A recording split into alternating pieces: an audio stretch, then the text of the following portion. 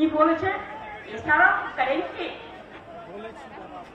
हम करेंगे, हम देखा देंगे, বল তুমি ক্যাচ করা করবে। মালপোয়া খাই কখনো কখনো আমরা। মালপোয়ারা বলছে আমাকে ন্যাশনাল সিকিউরিটি অ্যাক্টে গ্রেফতার করা উচিত। কেন আমি বাংলা ভাষার কথা বলেছি? আমি তোদের বুকের পাটা থাকলে বল কখন গ্রেফতার করবি আর কখন গুলি করবি। আর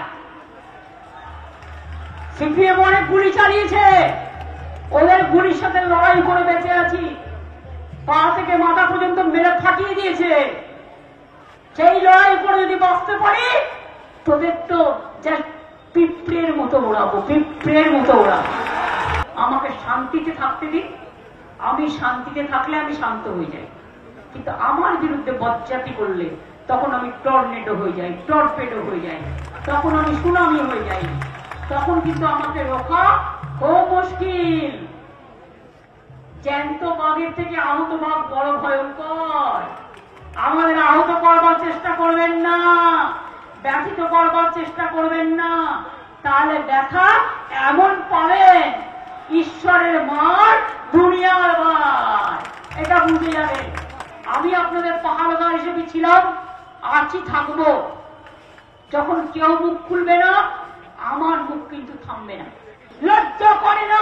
ছি ছি ছি, এনআরসি ছি ছি ছি।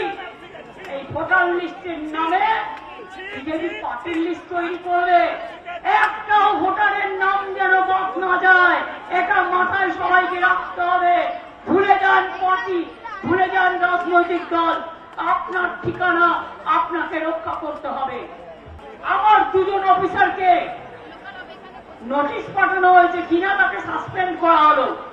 আমরা বলি তোমার ইলেকশন এখন ডিক্লেয়ার হয়েছে, কোন আইনের বলে তুমি নোটিশ পাঠিয়ে দিচ্ছ, সাসপেন্ড করছো, আর বলে দিচ্ছ এফআইআর করতে হবে না। আমি কারো কোনো পানিশমেন্ট করতে দেব না, এটা মাথায় রাখবেন। ভয় পাওয়ার কোনো কারণ নেই। বিজেপি রবীন্দ্রনাথ ঠাকুর গান্ধীজি কে নিয়ে একটা কবিতা লিখেছিলেন, সেখানে লাস্ট লাইন ছিল ভয় না পেলে ভয় দেখাবে কাকে। আজকে কি বলছে? তুমি অফিসারদের ভয় দেখাচ্ছ, পুলিশকে ভয় দেখাচ্ছ। শুনুন, আপনাদের প্রোটেক্ট করার দায়িত্ব আমাদের, আমরা আপনাদের রক্ষা করবো জীবন দিয়েও। কোনো চিন্তা করবেন না, কেউ হতাশ হবেন না। এখন ইলেকশনের অনেক দেরি আছে, 8-9 মাস দেরি আছে। এখন থেকে সাসপেন্ড করতে শুরু করেছেন হরিদাস সব, কীটদাস সব, বিজেপির কন্ট্যাক্ট লেবারেরা, বিজেপির কন্ট্যাক্ট লেবার। লজ্জা করে না?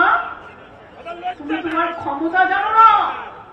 অমিত শাহ দালালি করছো চেয়ারে বসে, আর হোম মিনিস্টার নিজেকে মনে করেন উনি যা বলবেন তাই হবে। বাবা সাহেব আম্বেদকরের কথা চলবে না, দীক্ষার কথা চলবে না, নজরুলের কথা চলবে না, স্বামীজির কথা চলবে না, নেতাজির কথা চলবে না, রবীন্দ্রনাথের কথা চলবে না। কে ভাই তোমরা? প্রতারণা করে তো জিতে এসেছো, মনে আছে? সিঙ্গেল মেজরিটি পাওনি, হঠাৎ করে ভোট বাড়িয়ে দিয়েছিলে 20%, 12 থেকে 20%।